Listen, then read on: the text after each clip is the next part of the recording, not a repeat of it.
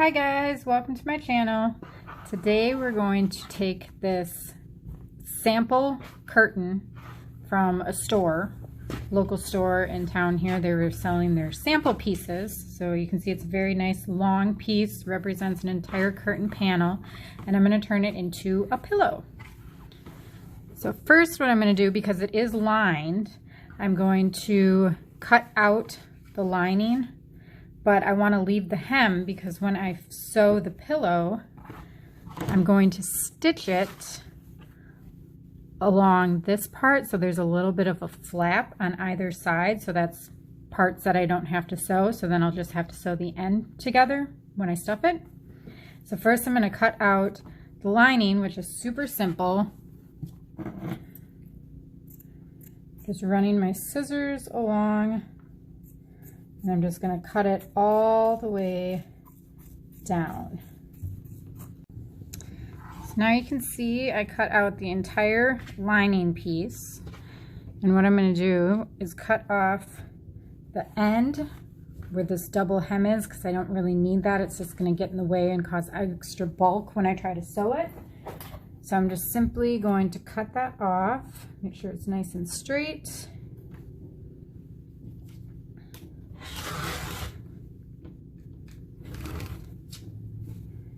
And then I'm going to simply measure out how big I want my pillow to be.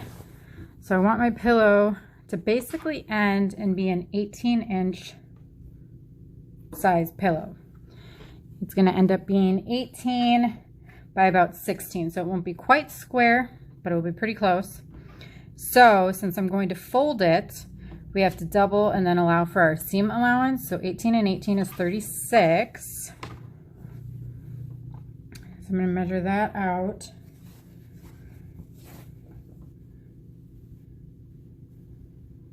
So that puts it to there, but then I'm going to add an extra ½ inch for the seam allowance.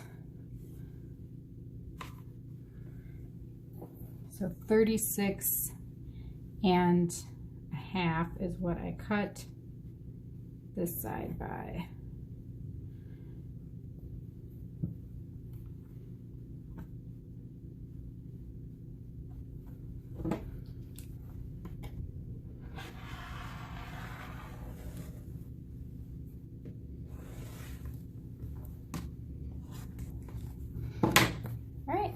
Then all I'm going to simply do is put right side to right side, and I'm going to stitch this together with a ½ inch seam allowance, and then when that's sewn together, I'll flip it back out and I'll show you what I do from there.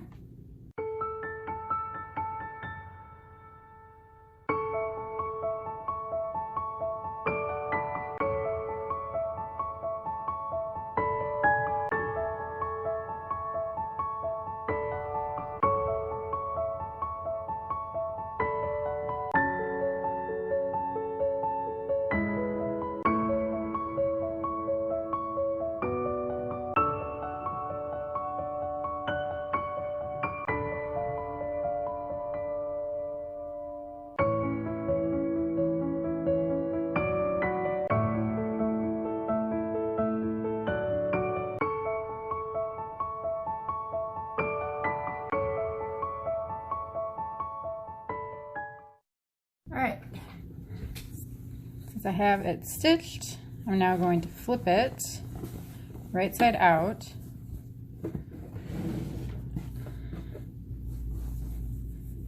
And then just press my seam out with my fingers.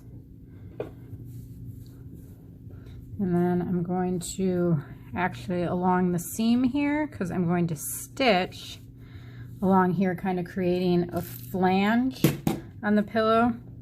I'm going to pin so it holds.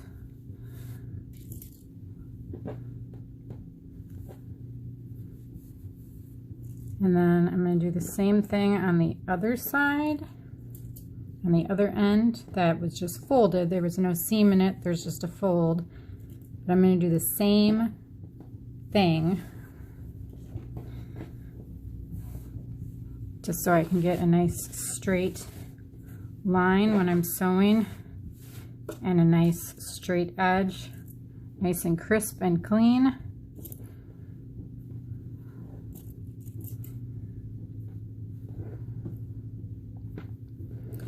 And then I'm going to go ahead and sew. So I'm going to end up stitching all along here, and then I'm going to make sure these are lined up, and I'm going to stitch right on where this seam already was from the curtain panel. So then when it's done, it will be stitched and it'll have like this little cute extra detail to it on the pillow. But then before I'm done, I'm going to leave about this big of a gap so I can stuff it, and then I'll go back and sew that up at the end.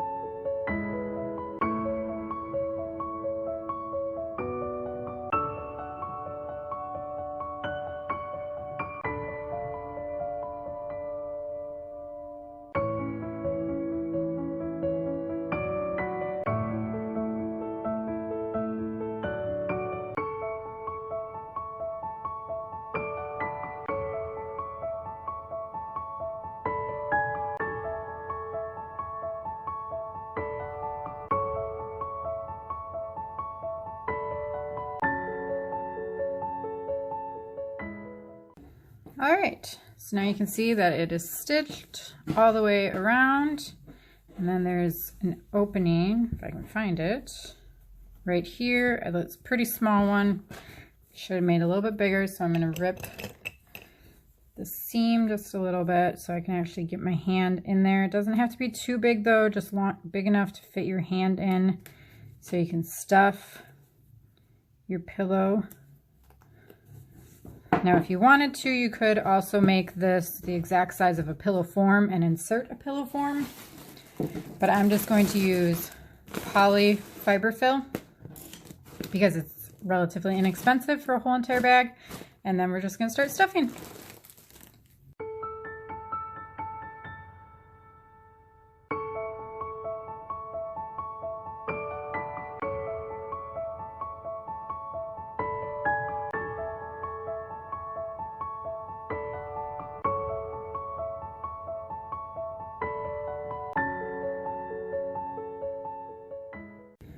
All right, so the pillow is all stuffed. The little opening left that I just have to sew close. So I'm going to sew it on my machine. You can sew it by hand. So when I sew it on my machine, I have to make sure that I have the stuffing pushed back far enough so I'm able to actually feed it through my machine. I'm just going to pin it so it holds. And then I'm just going to go ahead and sew it closed. And just so you know, for this bag of fiber fill that was pretty much full, I used about half of a bag to stuff the pillow. So it does take a lot of stuffing. And like this bag, I believe, was like $6. So we're looking at about $3 worth of stuffing, which still is usually much cheaper than buying a pillow form. But if you have an old pillow laying around at home that you can just take the stuffing out of and reuse it, always a good thing. So I'm just going to go ahead and sew that closed, and then I'll show you guys the finished product. All right, here is the finished pillow. As you can see, it is a little bit smaller than the other pillows on the couch. It did end up being a 16 by 18, but it's definitely more of an accent throw pillow. And I do have enough of the fabric left over to make a second one, so I'm going to go ahead and do that. But the other day, I made this cute lumbar pillow, the tan one here in the front, also out of a curtain sample. And this one I think is pretty cool because of the jute rope trim detail on it. So it gives it more of a coastal feel, or it could go the other way and go farmhouse. But I sewed it in the same manner as the other one. I stitched it right along the existing seam And then I stitched it all the way around the same way, giving the little extra flap on it. Turned out pretty cute, and I have a bunch more samples upstairs, so who knows how many pillows I'm going to come up with. But thanks for watching. Please click the little bell and the subscribe button, and follow us here all the time on our YouTube channel, Inspire Together, for more DIY tips and tricks each week. Thank you.